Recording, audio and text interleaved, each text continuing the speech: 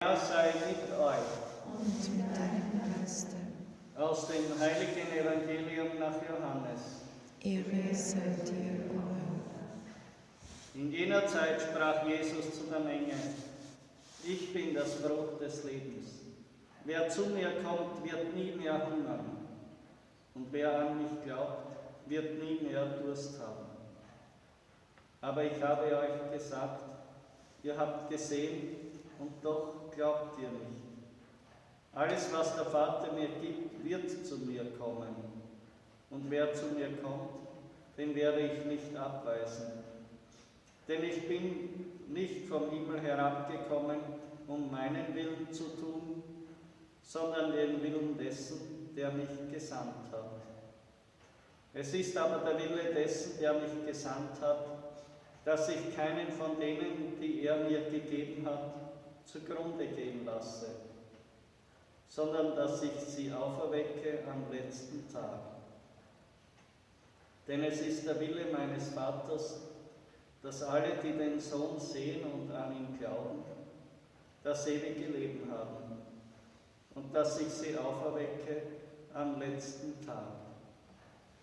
Evangelium unseres Herrn, Jesus Christus. Lob sei dir, Christus. Meine Lieben,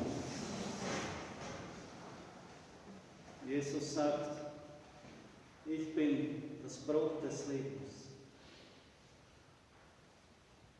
Wer zu mir kommt, wird nie mehr hungern. Wer an mich glaubt, wird nie mehr Durst haben. Jesus sagt aber auch, meine Nahrung ist es, den Willen des Vaters zu tun. Das heißt, unsere wichtigste, tiefste Motivation für unser christliches Leben ist, den Willen des Vaters zu suchen, zu erkennen und zu tun. Und dazu kommt es bei vielen gar nicht. Weil jeder Mensch seine eigenen Anliegen, Probleme und Thematiken mitbringt. Und die bringt er auch in sein Glaubensleben mit hinein. Und das ist auch der Grund, warum jemand zu glauben beginnt, meistens. Weil er eben gewisse Nöte oder Schwierigkeiten hat. Aber der nächste Schritt sollte es sein, dass wir das bei Gott abgeben und sagen, ja, ich übergebe dir das und ich glaube, du hast es auch übernommen. Und ich will mich darum nicht weiter kümmern, auch wenn dieses oder jenes Anliegen noch nicht praktisch von Gott erfüllt wurde. Vielleicht hat er auch ganz andere Pläne. Es geht darum, dass wir frei sind, dass wir uns ganz auf das konzentrieren, was der Wille des Vaters ist. Jesus sagt, ich bin nicht vom Himmel herabgekommen, um meinen Willen zu tun, sondern den Willen dessen, der mich gesandt hat. So ist es wichtig, dass wir viele Dinge Gott übergeben und den Rest einfach zur Seite legen. Dass wir frei sind und empfänglich für den Willen des Vaters. Da brauchen wir die Hilfe des heiligen Schutzengels. Brauchen die Gottesmutter, die demütige Magd des Herrn, den Heiligen Geist, damit wir erkennen, was ist wirklich der Wille des Vaters für mich. Nicht das, was ich mir einbilde, das, was mich aufregt oder beschäftigt, sondern wirklich der Wille des Herrn. So hoch der Himmel über der Erde ist, so hoch sind meine Gedanken über euren Gedanken. Das heißt, brauchen eine Menge innerer Freiheit, damit wir überhaupt empfänglich werden können für das, was Gott wirklich will, nämlich ganz persönlich von mir selbst. Und daher ist es wichtig, dass wir Menschen werden, die in der Stille gewohnt sind zu leben. Die Stille erst lässt uns frei werden für das, was Gott uns zeigt. Aber Stille ist nicht nur, dass der Radio nicht den ganzen Tag läuft oder das Handy oder der Fernsehapparat oder sonst etwas,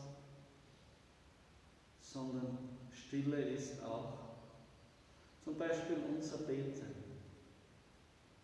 Ja. Ich sage es ein bisschen plakativ. Wenn ich dem lieben Gott von in der Früh bis in der Nacht ständig etwas vorsage,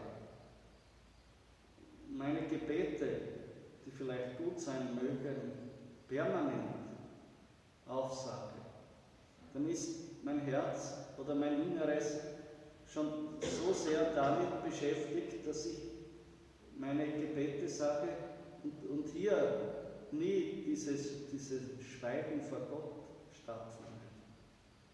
Wo einmal nicht von mir etwas hinauskommt, sondern von Gott etwas zu mir hereinkommt. Und da muss die Landebahn sozusagen frei sein. Das ist die Stille. Dass alle meine Emotionen einmal zur Stille kommen.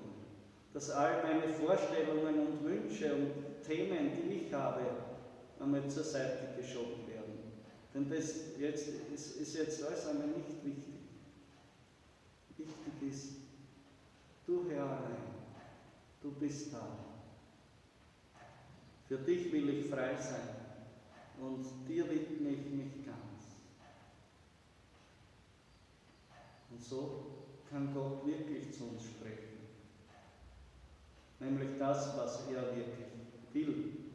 Nicht das, was wir sozusagen in unseren eigenen Gedanken sowieso schon vorgeprägt haben. Und dass wir uns dann selbst als Wille Gottes verkaufen, praktisch.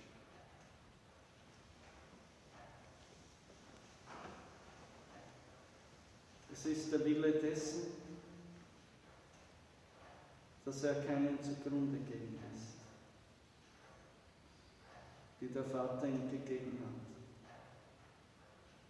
Deshalb können wir wirklich darauf vertrauen, loslassen, wirklich die Stille ertragen. Gott lässt uns nicht im Stich. Er wird kommen, er wird handeln und er wird uns die Wege zeigen, auch wenn wir eine gewisse Zeit lang die Lehre aushalten müssen, in der er nicht spricht. Amen. Vergelt's Gott.